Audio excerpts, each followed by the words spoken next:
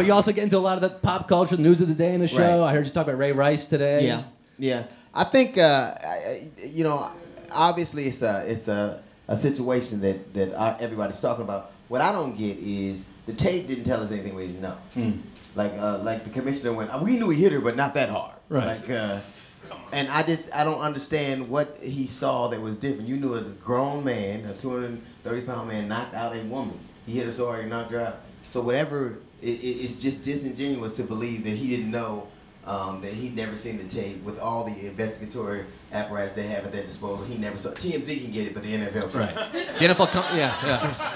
Harvey Levin can get it, but not Roger Goodell.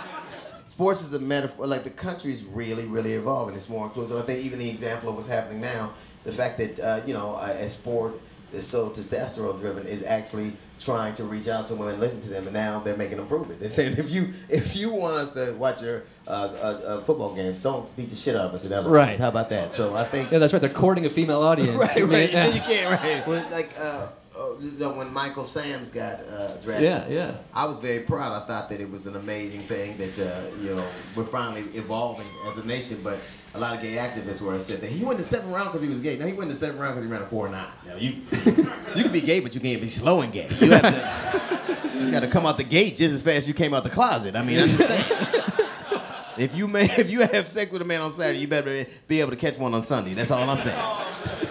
So I just think we are, because sports are like kind of a metaphor for how America's changing. Yeah, I'm sure Ray Rice in 6 months he'll end up on his feet. He'll get hired again. Jay-Z will make him a bodyguard. Well, you know what I found really disingenuous when you talk about domestic violence, and I think no one should be allowed to hit anybody, but I think people should have been equally as upset with Solange jumping on Jay-Z like that. I think you keep your head. I think you can't say domestic violence. You got to say don't hit one gender.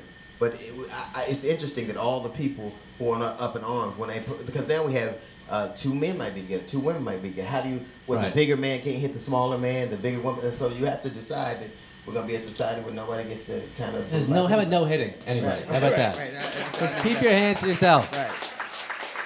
You got into some scraps as a kid. Absolutely.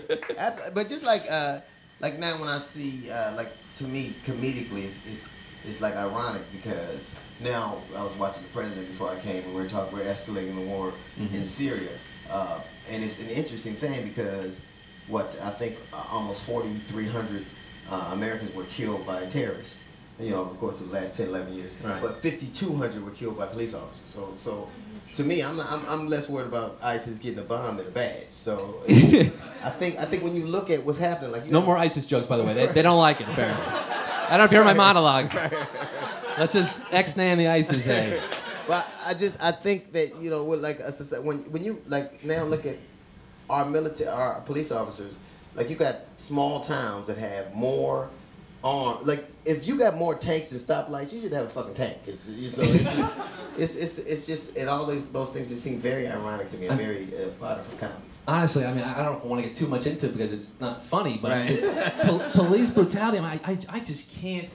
I mean, the Daily Show did an amazing piece on it recently. Michael Che, and it's just, and people are saying, oh well, this is Michael Brown. Right. Like we're starting a dialogue. It's right. Like, the dialogue was open with the Civil War. That was a pretty good dialogue. I mean, how many police? I looked in there's a Wikipedia entry for a list of police brutality. Right. And you have to turn the page. Right. On the thing. And it's unbelievable. Right. And even the last few years, going back to Rodney King, Amadou Diallo, and Sean Bell. Every year, every few weeks, you hear about some unarmed guy being shot. Every 28 hours. Every 28 hours. Is that what it is? Yeah, every 28 hours unarmed. But here's the thing that's funny is that nothing changes because people actually. It's 2 things. Society doesn't feel a great deal of sympathy for when they get killed. One's a great white shark and one's a young black dude. Like they kind of go, it scared me, so I had to let him. At least sharks get Shark Week. We just got the Kardashians. That's pretty much all we got.